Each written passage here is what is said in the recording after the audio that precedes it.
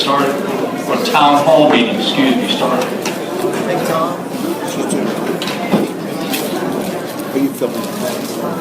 Maybe you will. Go dogs.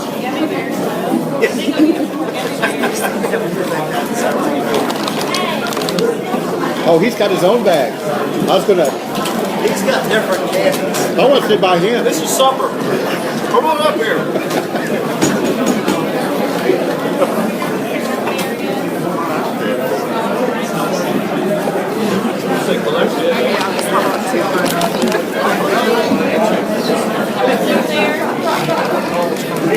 Saw you on that day, well, not much on it. That right there. Did everybody?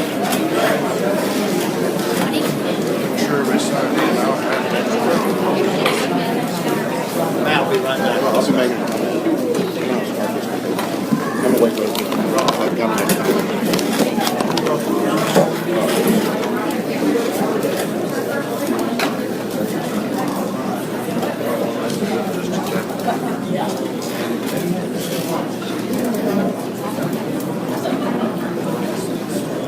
Shannon, Chuck.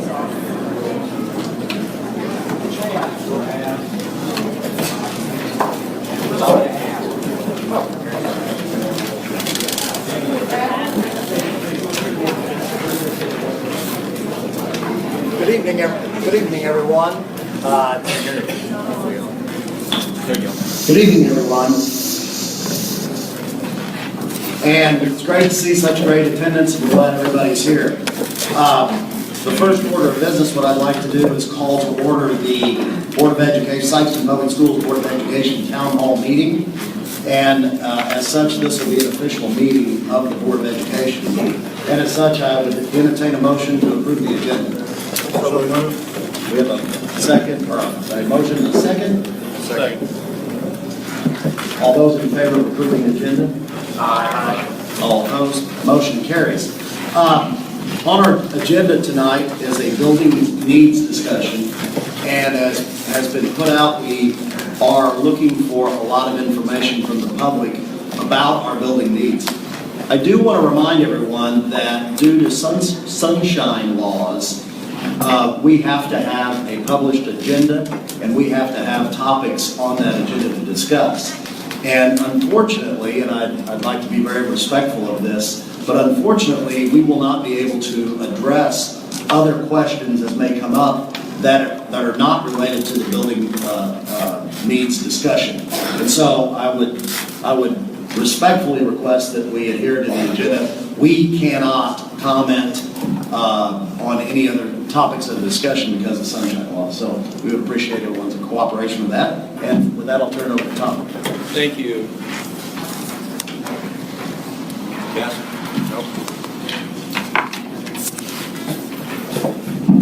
Yes, thank you, Mr. Gleason. I appreciate that.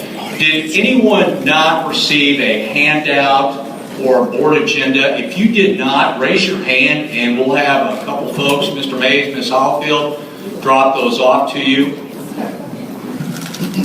On that agenda and on that information that we have there, it is the straw man proposal, which Mr. Gleason will be going through here in a few minutes. On one side, in addition to that, on the back side, it has a map of Scott Matthews donated land that was given to the district back in 2014. You can see where that is located. In addition to that, on the bottom of that page, it mentions that of the acreage of our elementary campuses. Does everyone have an opportunity to get a handout?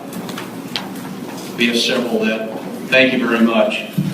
What I'd like to do now, I think almost everyone knows our board members in attendance here, but I'd like to introduce them anyway, starting from my right to left. I have Rebecca Stewart down the far end, Dee Clay, Amy Blanton, our president Jim Gleason, Matt Tanner is our assistant, vice, and then I have Heather Drury, and also Scott Crumpecker. Those are our board members. In addition, I have several administrators from central office here as well, and several school personnel here as attendance. Ladies and gentlemen, I do welcome everyone here tonight. It's a great opportunity. It's a great opportunity to hear from you tonight, and that's exactly what we would like to do. Let me give you a little basis behind this and the reason why we are doing this. Back in 2014, the district attempted to pass a $32.3 million bond. With that, it failed. And from that, we learned a lot of important things. We hired the assistance of Patron Insight, who went around to the various community members and surveyed our community members. And we, from that, were able to develop and come up with a series of concerns, a series of areas that we needed to address. From that, we learned that the $32.3 million was too much. The overall cost of the project was too much. The state of the economy at that time, the length of the project list, the elementary grade structure, which was a first and second and a third and fourth grade, the lack of communication between the district and its patrons, the lack of community involvement, and then also Common Core.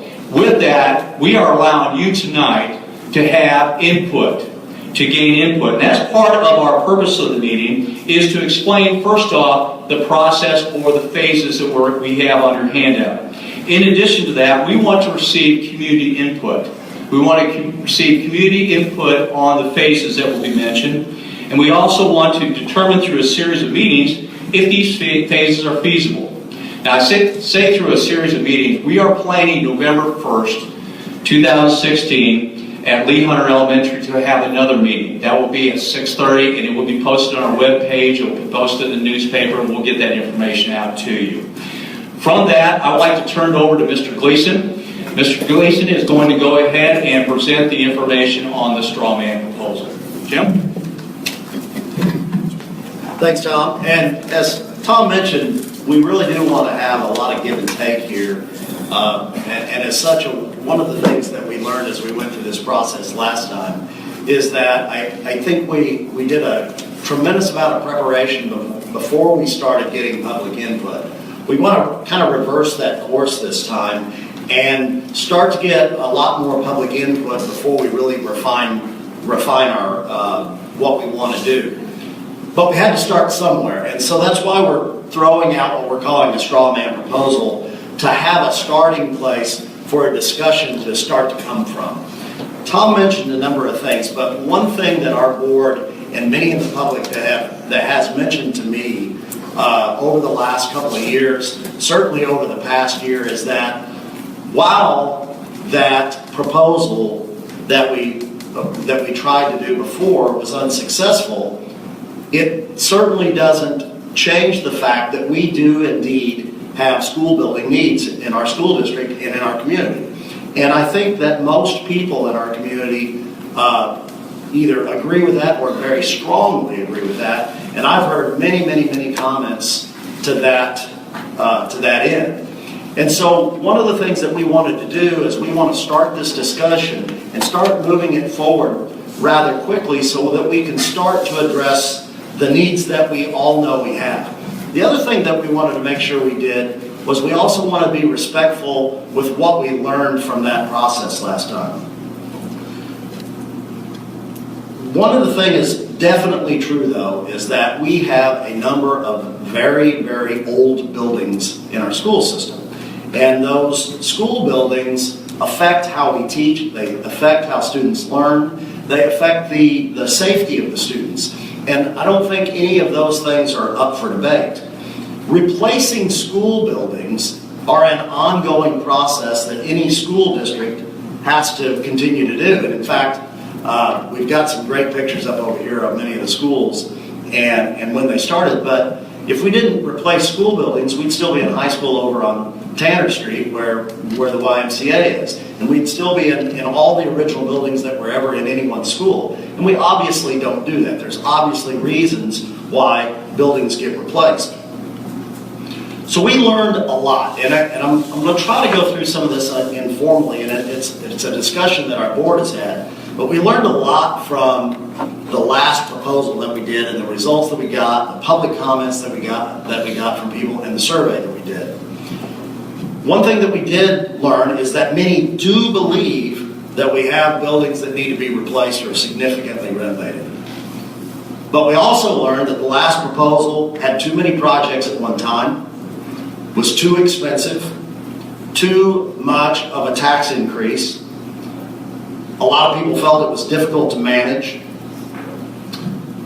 Building new elementary schools where existing elementary schools already were was a difficult process and incorporated a lot of logistics that were tough. Many in our community didn't like going to the concept of having a first and second grade school and then a third and fourth grade school. So those things were really not disputed, and those things we found were generally agreed upon in a lot of our public. So as we started thinking about this, we took all of that stuff into account and said, okay, we know a lot of this stuff now. We know a lot of information on how the public felt. So what can we do? What makes sense to start the process? Because again, the comments from most that I talk to is, but we have to do something, but it has to be smart. We also learned in our Patron Insight Survey that the public would support a bond issue that would increase taxes up to $5 per month on a $125,000 home, and that survey results showed that that would pass by a margin of 66%. We also learned that many citizens made comments that they would like to see the board use some of our reserve funds rather than just using tax dollars to build new buildings. Now, many in here may know, many in here may not know, that we're really fortunate that our district is very financially strong. We have got very good reserves. Our school district has been run well for many, many years, and as a result, we're in a very strong financial position. And we're not going to get into a ton, or maybe we will, because some people might have questions, but how different funds for the Board of Education work. But suffice it to say, we've got a capital expense fund that is used for projects like we're going to talk about tonight, projects for new roofs that go on existing buildings, anything that's really capital intensive that go into our schools comes out of that fund. So we said, okay, well, we know all of this information, but we know we've got pressing needs. So what are our most pressing needs? And I think we all agree that it's pretty obvious that our elementary schools are absolutely our most pressing needs. A, they're the oldest buildings we have. B, they're the most outdated.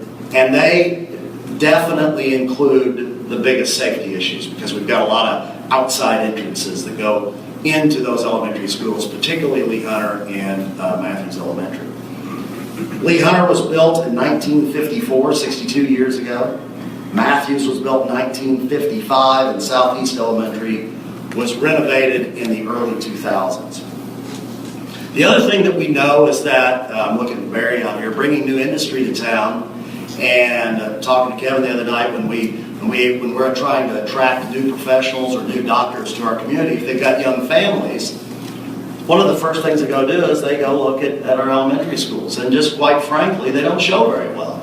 And I would argue that we don't need to just replace buildings because they don't show well, but they don't show well because they're not up to the standards of today's education. And the other factor that comes into play is when we look at attracting new teachers to our community. We try really, really hard to attract high-quality new teachers to our district and encourage them to live in our district. But when they're looking at those schools where they're either going to work or bring their kids, they're looking at our elementary schools. Secondly, on the high school campus here, C building would be the building on our high school campus that is in the most need of repair. C building's got heating and air conditioning and ventilation issues. It's got noise issues because of how it's designed to take care of the heating and air conditioning issues that it has. It's got moisture issues. So there's a variety of issues that are problematic at the high school campus. But if you start looking at our high school campus, you can see that this campus is actually a very nice high school campus.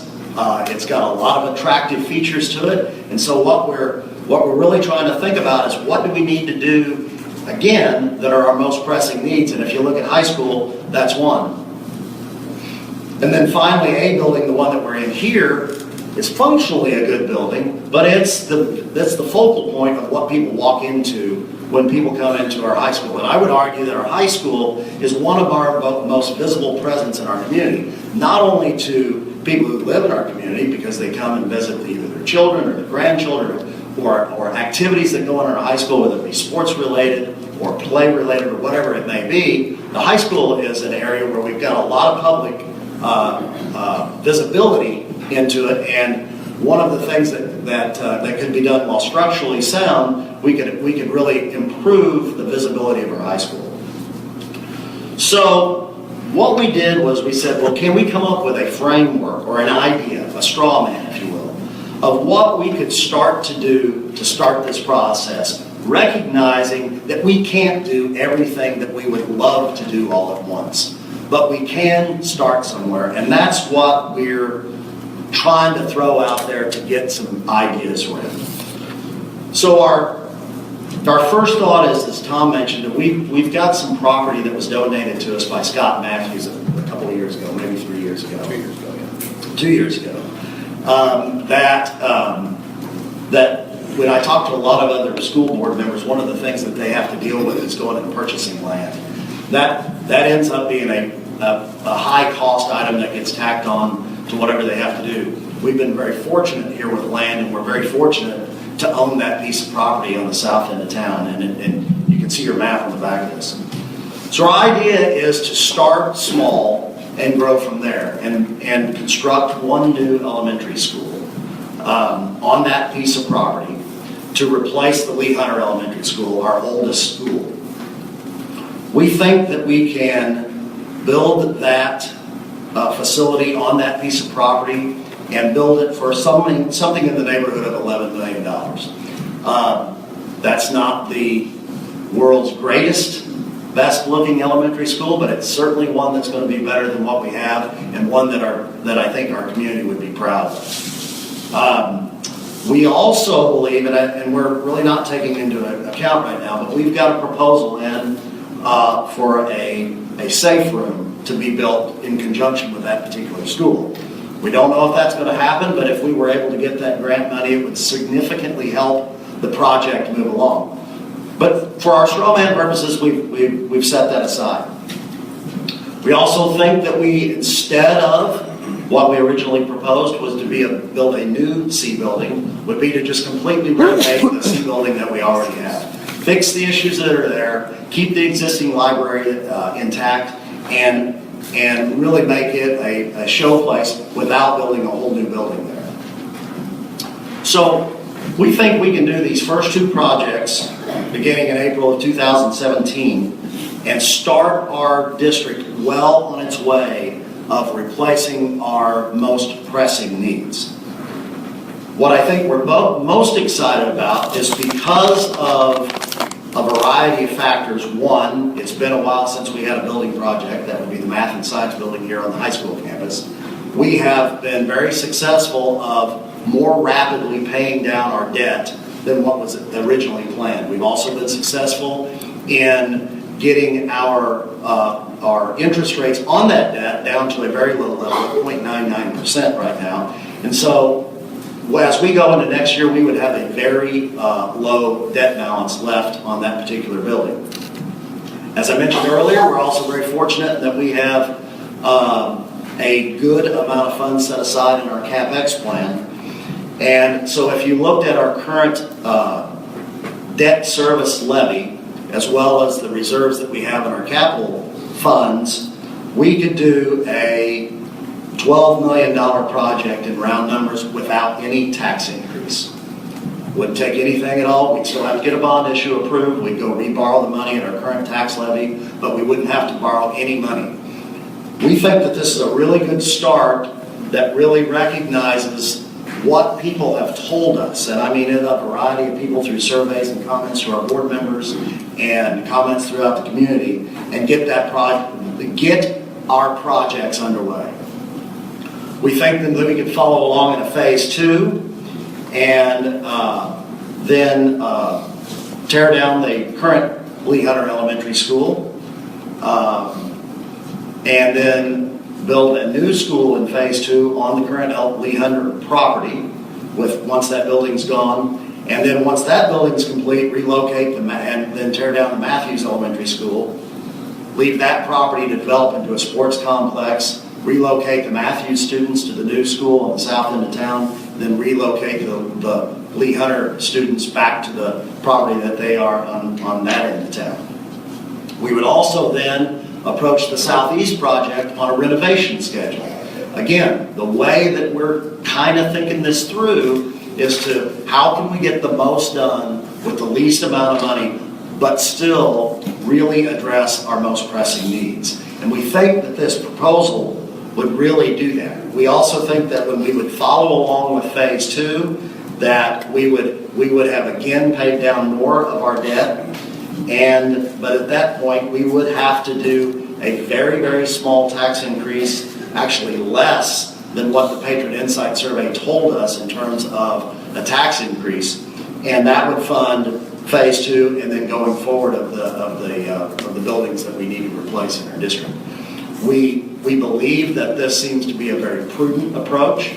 We also think that this, again, addresses the needs that really face us the most. So I don't really want to go on and on about this. This opportunity here is to get input. We want to hear from, what do you think about this? Poke some holes in it. What do you like about it? I think we're most excited is that we could get started without doing any kind of a tax increase, and I think there aren't very many school districts around, I think, that could start off with projects of that magnitude that could say that they would be able to do that. We also believe that this really helps us.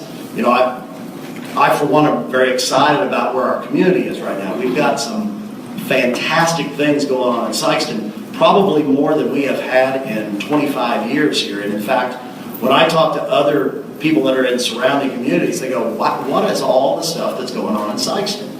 And I think that one of the things that we have to recognize in our school district, in our school system, with our school buildings, we want to make sure that we as the district are keeping up with that progress that's being made in the community as a whole. So, Tom, how do we want to, we'll pass this mic around, we'll take questions. You can ask members of the board, you can ask Tom, you can ask me, however you would like to do that. So we've got this mic available, so if you've got questions, please come up, or You want me to take it around? you can take it around. So thanks. Do we have questions? Any feedback? Any input?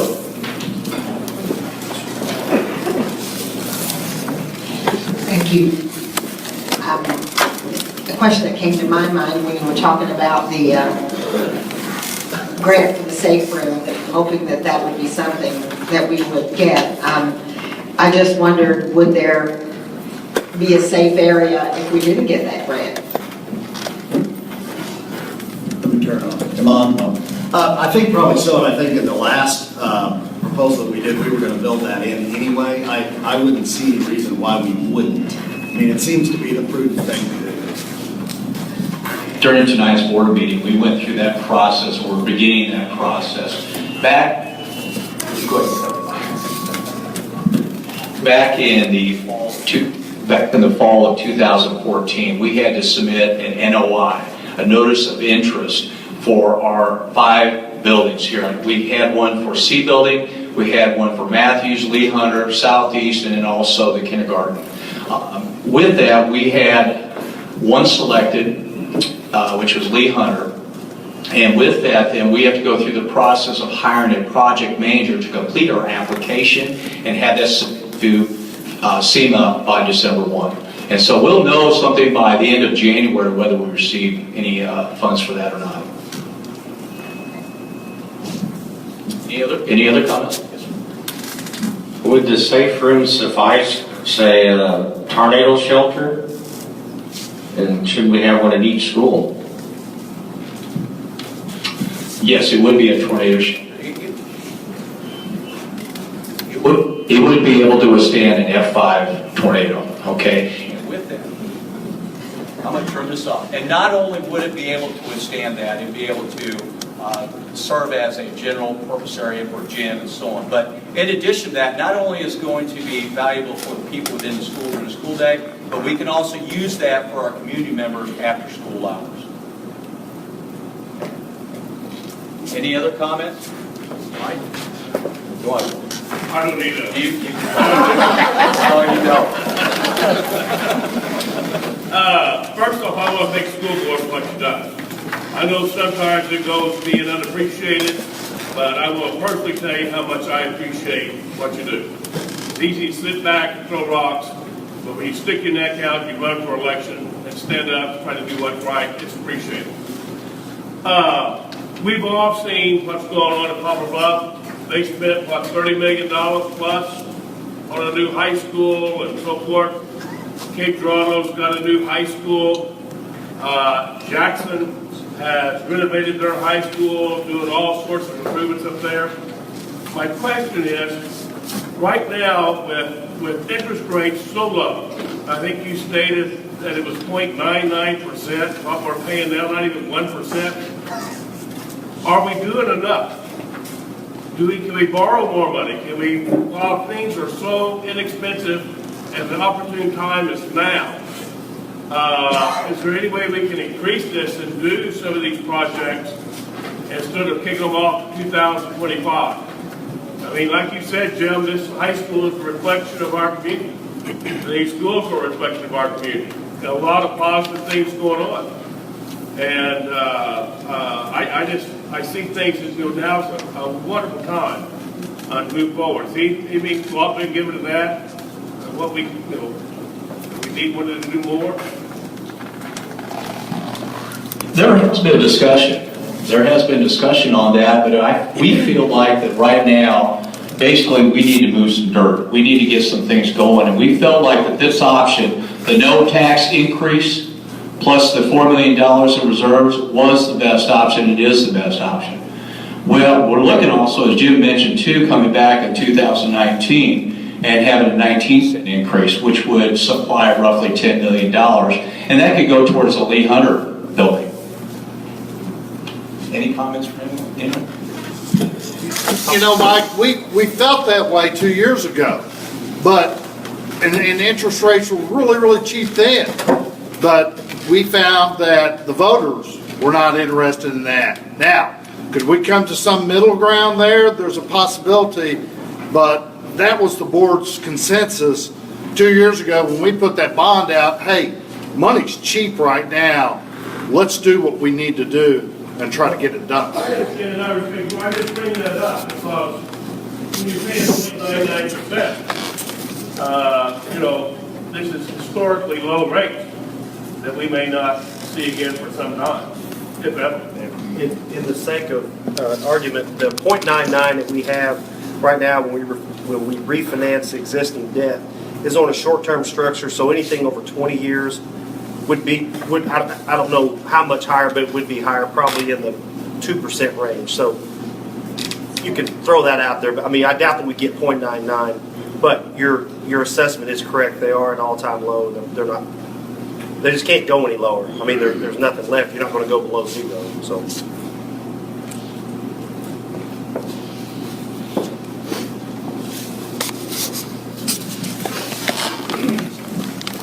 I almost feel like I have to apologize because I'm going to give an opinion. I don't have a child in school, and I'm obviously too old to have children. But I think that everyone knows that those of us who have had children, or even people who haven't had children are precious to us. And the children in this community mean as much to me as they do to you who are parents and teachers. And so I care just as much, even though I don't have anyone in school here. And I didn't get to go to school here because my parents sent me away. But I do have something I wanted to say about, and are we at phase 2, or are we still just discussing phase 1, or Wide open discussion. anything at all? Wide open discussion. Okay. Well, as I look at this paper, I don't see anything about actual dollars and cents, except that if you had a $125,000 house, it would be $377 a month. Well, we don't get our real estate tax by the month usually, so unless it's in your mortgage in your home or something. But anyway, So that's about $45 a year, $45.13 to be exact. Anyway, and it also doesn't include how our personal property taxes would go up, because I think that would also be included in this. And that would run for, let's say, if you had a $50,000 car. Wow, if I ever had a $50,000 car. But anyway, your tax would run $55.45 a year on the same formula that we used for the $3.77, which means that between the real estate tax and the personal property tax, your taxes would go up $100.58 a year. Anyway, so. Ms. Volker, I don't think that's quite correct, because the assessed value and the actual value are not the same when they base the tax rate. So if I have You would have a $50,000, personal, how does it usually go? I can't tell you what that rate is, but is it a third? 33 and a third. 33 and a third. Oh, that's what I used. Oh, that's Yeah, what you that's used what I on the used. $50,000? Yes, I did. That's what I I'm used. sorry. No, that's okay. I just, that wasn't mentioned, so I just thought I would mention it. But the $55 a year, that would be your personal property tax if you had a $50,000 automobile. That comes all at once, right? It's not divided into months, okay. So for some people, it could be a little bit of a difficulty. Okay. All right, thank you. And I really was just seeing if I did that right. Okay. Thank you.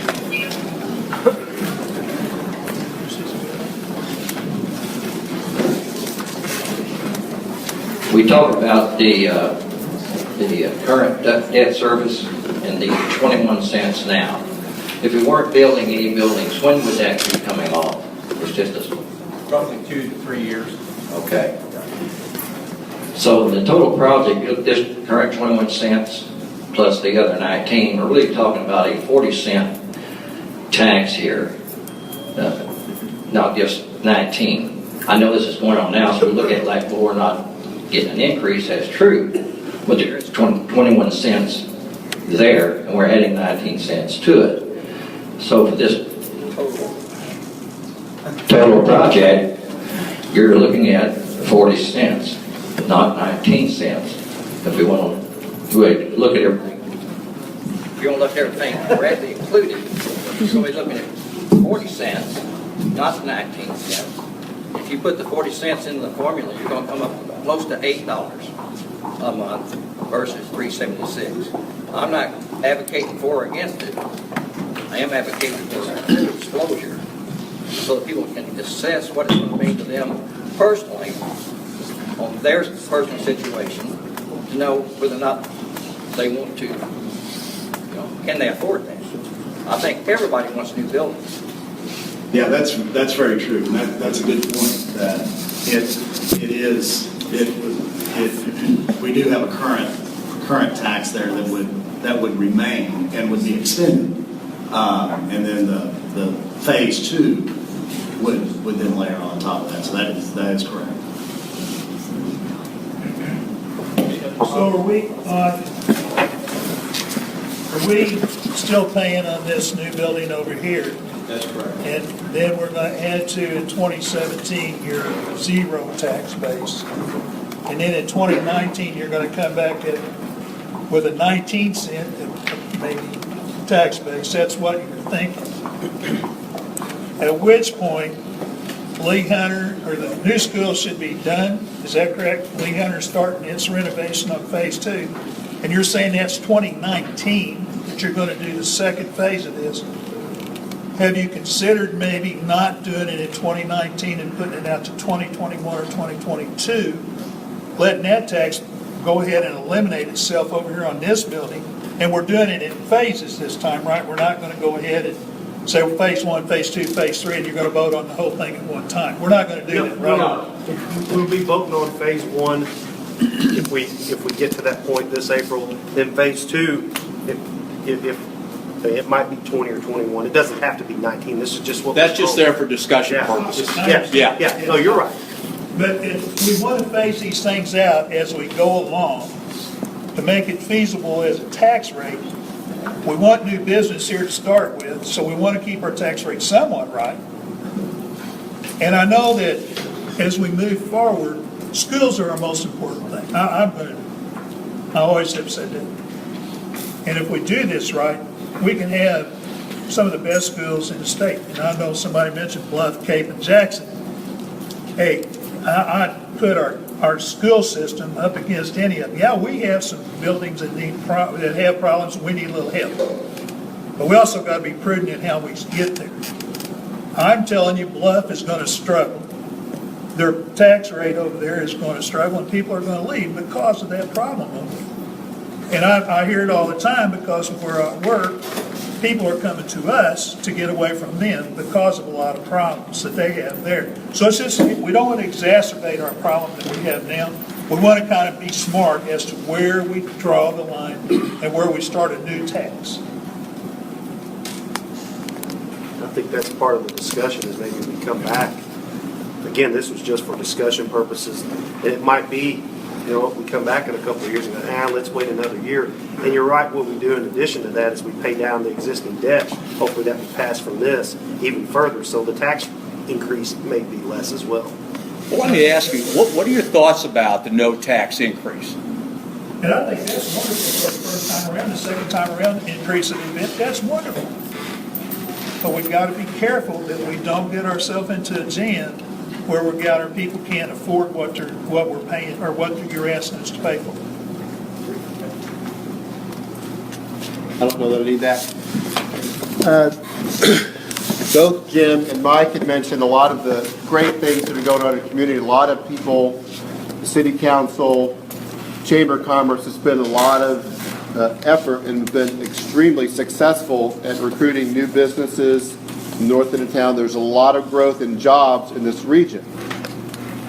But despite that, our schools, the number of kids who attend Sikeston Public Schools, that's not growing. And if you talk to these businesses that are hiring executives, that are hiring people, they're not living in Sikeston. And they're not living in Sikeston because we're not investing. And it shocks me that you guys don't understand the value of investment. All businesses, anybody with any business sense knows that you have to invest in business. And our business, the business of the school board and our community, is we have to invest in our schools. And that's not just investing in teachers and salaries in order to recruit excellent teachers, which I think that you all have been able to do. But you have to invest in infrastructure. Jim mentioned I'm actively involved in the recruitment of physicians to this location. It is extremely challenging. If the last two people that we're able to successfully recruit had kids that were grown, and so the schools were a non-issue. The person before that we brought to this community, they went to Lee Hunter, they went somewhere else. It's embarrassing. And if you think that we're going to be able to have people come to this community when they see the physical standing of these buildings, other people who come for sporting events, and you guys had mentioned doing a facelift for the high school, a lot of people come to this community for sporting events and other occasions. They see our facilities. And it is superficial, it really is. They don't see our excellent teachers. They don't necessarily delve into some of our scores and see where our student athletes go, but they can see our physical buildings. And it's imperative that we make a substantial change. And this isn't a lot of money that we're talking about. If you think about how much tax revenue you spend in federal taxes, this is money well spent. It stays local. It brings people in. And if you want to talk about value, the ways to increase the value of your property is to get more people to move to town, to buy up all these houses that are for sale. Property values go up. That's an investment. So you're not just investing in the school, you're investing in your own property values when you do that. I think it's critically important. I think it's important that we pass something, and I don't know the best way to approach that, whether you go small with a no tax increase. That sounds good. But I was extremely disappointed that the original bond issue didn't pass. I don't think it's too much of a burden for our folks to pay a little bit more, because it really is an investment. All businesses and all communities have to invest, or we're going to be Charleston, or we're going to be Cairo.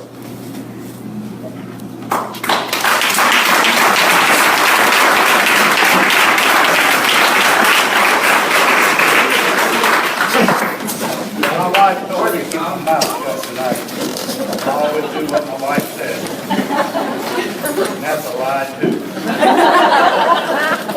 Folks, I'm probably one of the few people around here that's here when we moved into this building. 1960, we moved into this building. And what you're talking about, I was teaching at an old high school. I still call this the new high school. Of course, I'm 35 years old, so you understand that. When we came over here, I was teaching PE and world history. So I was with the kids and coaching. I was with the kids a lot. There was such a difference. We moved into this new facility. You can't believe how nice it was for the kids. I remember that. I remember it like it was yesterday. And that's the God's truth. The importance of a school in a community, in my opinion, a community is only as good as the school. I don't care what you say. You look around at all these communities, this community is good because of the school. And if we let our buildings go, a lot of things go. And I'm pro the schools, you know that. Anybody knows me knows that. I believe it. And I said I wouldn't say much, and I'm not going to say much more. But if we cannot keep this going, if we cannot move our school forward, and I've been in a lot of schools, a lot of them, North Central Evaluation, State Department Evaluation. We were Sikeston proud, as Raymond Miller said 150 years ago when he was the city manager. We're still Sikeston proud. We have 7 children. Laura and I, and she's raised 8. Our 7 and me. But when we look at that, it's all been successful. Why? Right here, folks. Lee Hunter Elementary School, the old middle school, new middle school, all of that. That's why they're successful. And why are we able to do that with them? We were able to recruit good teachers. And what Dr. Blanton was talking about, when I was high school principal here 2 years ago, a lot of years ago, almost forget it, Miranda came in, and almost weekly, we had visitors from Miranda, people coming in as they were building. We had visitors from new industries that were coming in looking at our community. They go to Lee Hunter, they go to the elementary school, junior high, to come here. And as a high school principal, we took them around. And I'd also say this, we kind of picked who we take it to. You know, if you got any sense, you'll do that. But anyway, I'm pro-school. And I sat over and say anything, told my wife that, shut up.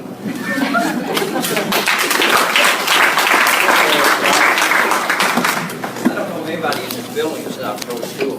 I would like to ask this gentleman to explain what I have said, or anyone at this table has said, that would make you think that we're against investment in our schools. Because you're saying you can't afford $40 or $50. I didn't say you couldn't afford it. Did I say those words? Did anybody hear me say those words? You said people need to ask. I said, did you know? Right now, we're Pardon trying me? to discuss this, and that is not a forum for you to complain. So let's stick with what we're here for. If you want to have that discussion, have it with Dr. Blanton after this meeting, so. The point is These people well work made, hard and it's every day. it's on record because we're talking about the total tax. That's all I asked. I didn't say I was against schools. I didn't say it wasn't, I couldn't afford it. Now, I don't appreciate that kind of slander. It's aimed at us every time we say anything. You look at this table. I was the only one that said anything about the rates for this one, y'all. And I don't understand that. We're part of this community. I've paid taxes for this school, to support the school for over 40 years. If I didn't support it, I wouldn't be living here. I don't appreciate these personal attacks that have been going against me for over a month. Now, we can discuss this civilly, but there was no call for that. It was based on something I did not say. You said people have to decide whether they can Yes, enforce that. exactly. That's what I was referring to. John, Exactly. John, can I say something? It's okay if I say? Yes, Ms. Walker, go ahead.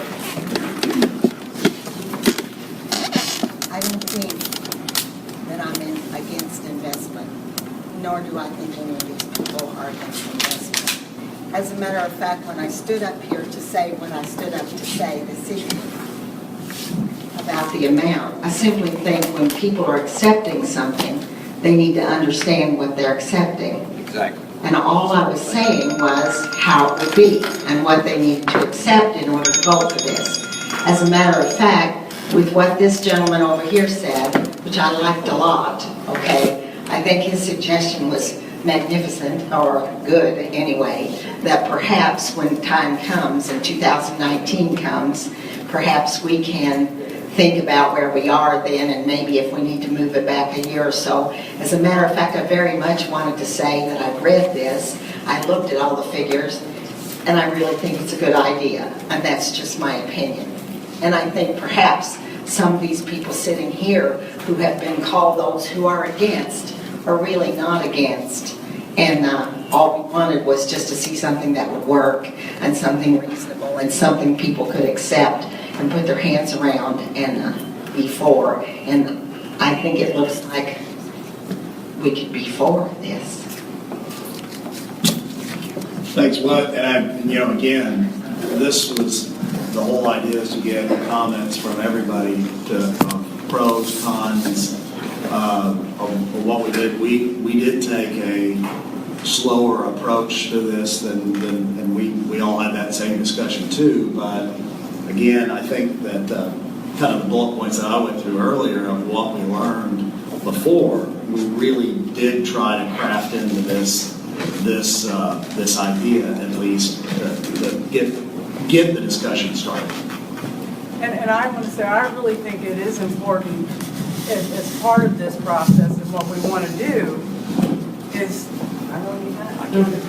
what I think we're trying to do is get the factual information and not be fearful of it. I have no fear of information, and I don't think anybody in this room should be fearful of it. And the reason we wanted this meeting is not because we say this is what we should do. It's where we want to start the conversation. And facts are not to be feared. And so I would ask that none of us be defensive about someone's thoughts on these issues, because we're going to have different opinions, but we should listen to everybody's thoughts and then come up with the best plan. That's what the purpose of this is for, is to listen to everybody. And I appreciate everyone who's here. Any other comments? As we move forward, you folks are all elected by us to do a job. And thus far, you've done an admirable job. And I personally am going to thank you. I don't have a horse in the race, but you all every day think about our children.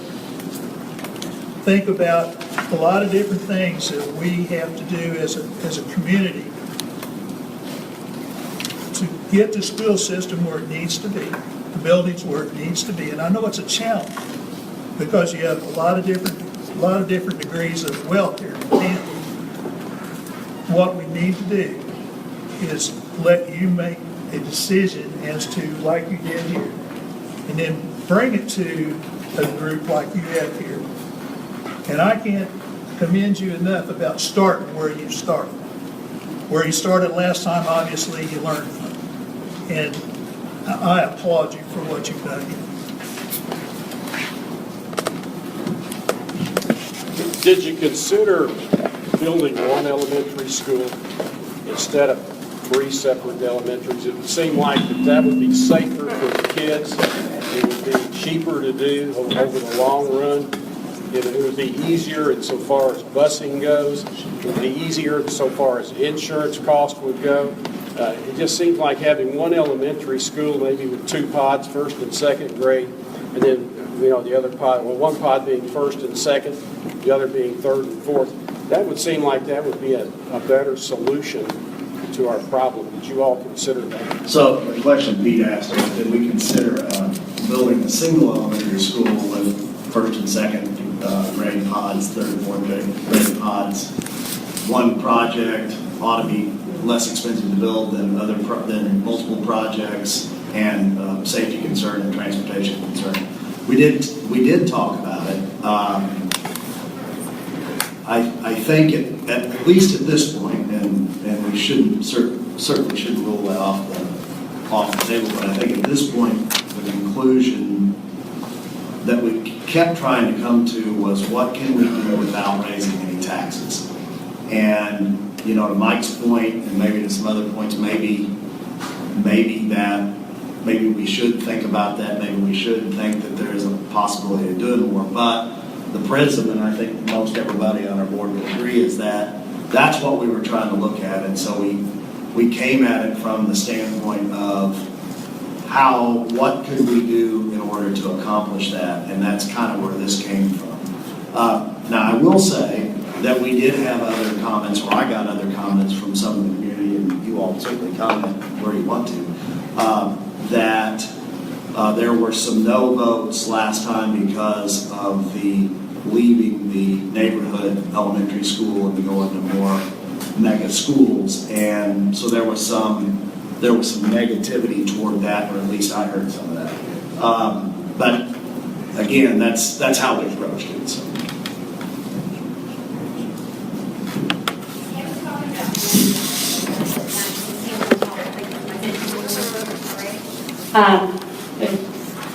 Why can't you do, like, in the first phase, do 10 cents instead of 19 in the second, and just add the 9 cents on in the second phase? Because then it's not as much at one time on people. That's a good question. Now, Tom, you may have to help me here, but I think that we are not able to borrow more money than we can specifically use for identified projects. Yeah, so we wouldn't be able to do a bond issue for funds to use later. You would have to have a project out there and then to make a determination. How much would it cost? I think roughly when you're talking about as far as 10 cents, 9 or 10 cents, I think on top of our 21 cent levy, that would generate roughly $4.5–5 million. So you can't start saving money for phase 2 without phase 2 being started. I'm saying save that 9 cents or 10 cents, whatever it is, until you start with phase 2. Oh, I see what you're saying. No, you have to have a specific project that you have to apply that money to. We're saving money. We're saving money of our own money right now within our reserve. And we can take up to 1.2 to 1.4 billion every year for capital projects. And that's what is going to be applied into this as part of that 4.2. I just think it's a big jump from no tax increase to 19 more cents on top of whatever it already is. I just think if you could split it up and have some of the beginning, and maybe use that money towards the phase 1 and then save the money to split up and go to the later point. Now do keep in mind, if we are successful in the safe room, that the ticket on all of this project would come down by potentially $1.5 million. So I mean, that would reduce that amount when we come back for phase 2 as well. So I think your point though is good, and that's where we're kind of coming back from, trying to be mindful of getting the most bang for our buck with the least amount of tax dollars that we can get by with. One approach we could take, to your point, would be to spend no reserve dollars, do it all with the bond issue, and then let those reserve dollars would be there for the next time around. It's just different ways of financing it. Hey, Tom, we've got one over here. Hey, Tom, go ahead. You need the mic? I might not. I think it is very important to have a clean and safe environment for our children. I'm all for investing in infrastructure. And all I've heard tonight is talk about money instead of the quality of the education, which is also a concern for me. Well, they said we had to stay. And that's who we're investing in, is the children. And I am totally against Common Core. I do not want the UN or the US running the schools. I believe it's a state issue and a local issue. And to me, that is a concern, is the quality of the education. And having a clean, safe environment in the process is very good. So I hope everybody understands what I'm saying.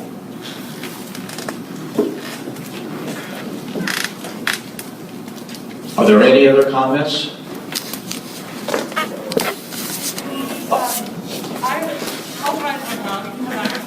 I'm going to say I have a perspective. I can live in a district, in another district, with 5 kids. We've had 4 kids in 3 of the different schools. When we first looked at what we were hoping for in school for our kids, looking at the buildings, it wasn't what I was wanting. We've come in, I've loved the teachers, I've loved the principals, everyone's been great. The level of education for my children, I think, has been wonderful. With that being said, what I haven't heard, and I would like to hear more of, is how it's going to impact the kids. Is there going to be more space per child in the rooms? Is there going to be rooms for music and art, which there isn't in some of the schools? Is the computer access per room going to be better? So I don't know if you can address some of that. As we're talking to people, they may be more willing to give their money. It is slightly premature in order to get into that, but obviously we like to have large classrooms, we like to have space for art, music, even a library, a large library. We would like all this stuff. We'd like the latest advances in technology as well for our kids. And we most importantly want to have a safe facility for our kids with limited access points, all right? So that when you drop your kid off during the school day, they are safe with us at all times during school. So, yeah, I think that's a great question. And it's certainly one that when you get into a further phase of design, there's no question that we're going to have all of those facilities that you're talking about, because clearly, what school are you in? Lee Hunter? Yeah, so clearly at Lee Hunter, everything, I guess when it was built, we were all smaller, but, they were smaller, but, because even the kids were smaller. But needless to say, yeah, that's one of those things that I think that we've all talked about, is that as times have changed, there's different things that we're doing in education, but there is absolutely no room for library, art, and all those other functions other than just a classroom. And that would certainly be in a building that we're going to build that's going to be vastly different than what's there now. But great comment. Yeah, we discussed, and someone mentioned it the other night in one of our meetings.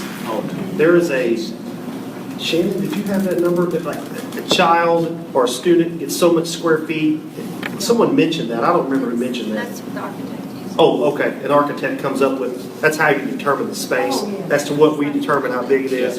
And we felt like, I mean, this is just a number, but knowing, kind of dividing that number by the square foot cost, about how big we think we can get a building. I mean, nothing's been determined, but that, yeah, those specific things were addressed. That's a great question. Yeah. Any other comments? Any other feedback? One question I did have for the community is on phase 1, we had put out there that what we do if after the building was constructed down on Scott Matthews' property, that we would take our Lee Hunter folks and we would move them down to the new piece of property. And one piece of thinking was it's a larger facility. We could house 400, 450 students, which would be large enough in order to accommodate the needs of those kids. But we also been thinking lately, if we got a school building in Matthews' backyard, those kids will probably want to go there, and we move our Lee Hunter kids to Matthews. And then if we had leftover kids, we would then place them in the new facility. I just wanted to know if anybody had any comments, especially our parents of those kids and those little elementary grades, any feedback on that, anything that anyone would like to share with us on that.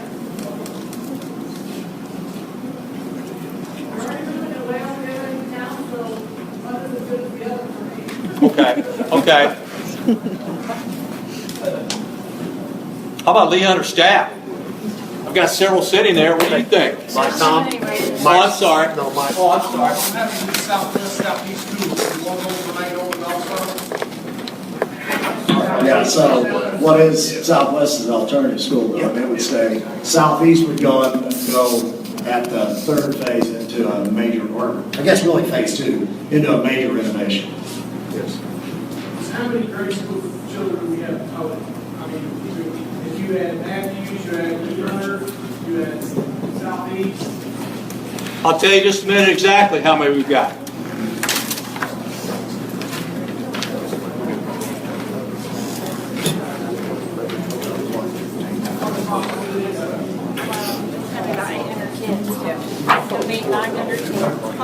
Right now, what we have is in elementary and kindergarten, we have 280. We have 419 in Lee Hunter, 343 at Matthews. Southeast, we have 326. So some of you math people, Chuck? You need to add another 100 to kindergarten for preschool, we have 380. 380. There you go. 380 plus what? No, but that's kindergarten. He's talking about kindergarten. So you have to merge the redistricting because Lee Hunter, all those kids can't fit in the Matthews school. Right. You're exactly right. Right? Yes. So did you say that? Did I I miss will. that? Okay. Hey, the first 3 fourths is 1,088. Okay. 1,100.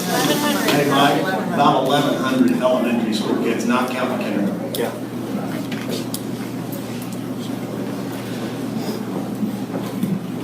One thing that was brought up is on moving kids from Lee Hunter, or in our Matthews kids, is that if we did go ahead and move Matthews kids to the new Matthews building, we would then move our Lee Hunter kids to the existing Matthews school. We would have to go ahead and redistrict and move some of those other kids out to the new building. I hope everybody understood that. Thank you for reminding me on that. Were there questions on that? Ms. Pinkert?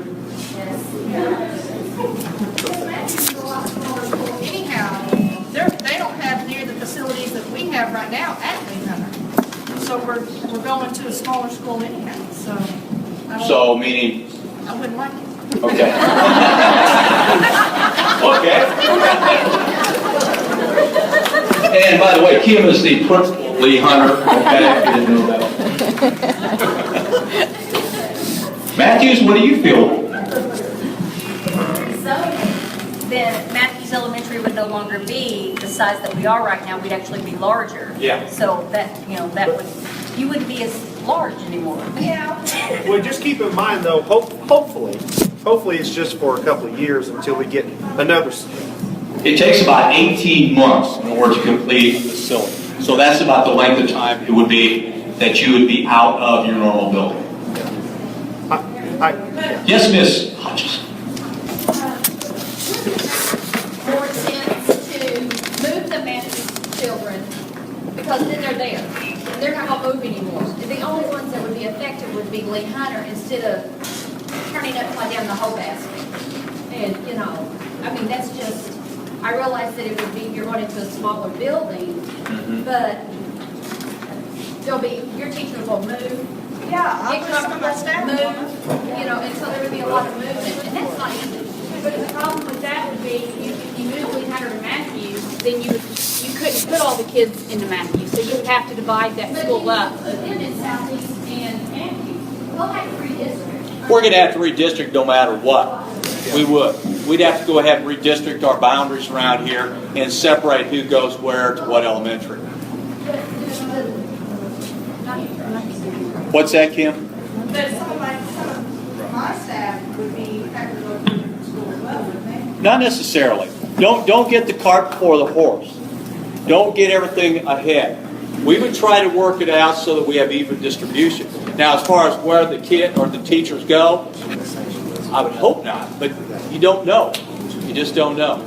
Yes, ma'am. Okay. The neighborhood schools, are they feasible though, with the way our trying to break down barriers, just because of the I see that as an issue. I see that as an issue that those who have and have not, those who are black and those who are white. I see it as an issue. I think, I'm at kindergarten, so I know I don't have a horse in this race in that, but I like the idea of first and second grade, third and fourth grade. You have your teachers there in the same grades collaborating. We have kids together. We're not at Hunter because we live here. We're not at Matthews because we live here. We don't live in Ecklemar, so we go to Southeast. I just think there's barriers in our town, and we're the ones that are gonna have to break them. And haven't we always bused? I went to Southeast back in the 90s when I was in elementary school. And, you know, they were 90s. And, you know, and kids were bused. And so we were busing now, so we really don't have neighborhood schools. Because The truest. we have to divide them up, balance them. Yes, ma'am. My first year teaching was over 19 years ago, and they had a pre-plan to add on to the kindergarten because if you look at it, we have the largest acreage in the whole district. Oh, okay, sorry, Southeast, I apologize. I don't like this thing. You don't hear me let me do this? What? Oh, okay, I'll hold it, not stand up. When I started teaching kindergarten, they had and to add first and second grade community school, so it would be all early education. Is that a potential possibility? And then add a new area to be third and fourth? We're open for anything. Because I believe back and some of the members that were on the board back in 2005, there was discussion to this, and Pete, you were there too. There was discussion as far as putting on an extra wing onto the traffic problem. Yeah. They brought in experts for Memphis, and there's just too much traffic. That was the biggest part. Can be. Hi.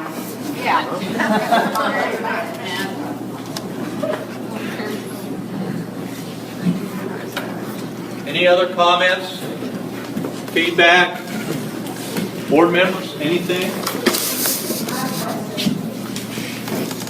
We'll try this again with this. I think you're good right there. I know that there are some children, or I believe that there are some children that are back behind Walmart or somewhere that are actually going to Matthews. If you build a school that's closer to them, could that affect, maybe they wouldn't have to bus to Matthews? Well, actually, those kids that live behind Walmart and Deerfield Village Apartments, that is not our school district. That is New Madrid County School District, and they are to be going to New Madrid County School District. I see. And those kids that, if you put isn't that Scott Matthews property in their school district too? That is in ours. That's in ours. If you look on the back Okay, side. that answers my question. Oh, okay. That's good. I was curious to see if it would change what those children were doing. Right. The district, that's a very good question. The district is very confusing. You want to look at it because everything on the east side of Lowe's, that street through there, is within the Sikeston School District, and everything on the west side through there, a section of that is New Madrid County School District. So we go from Scott Matthews' piece of property on down south. We go down past the interstate all the way over to, gosh, what is it, road, guys? 61. Members, do you have any comments? Any other comments from our audience? Well, so I would say a couple of things. One, it's absolutely wonderful to see the number of people here tonight. That tells us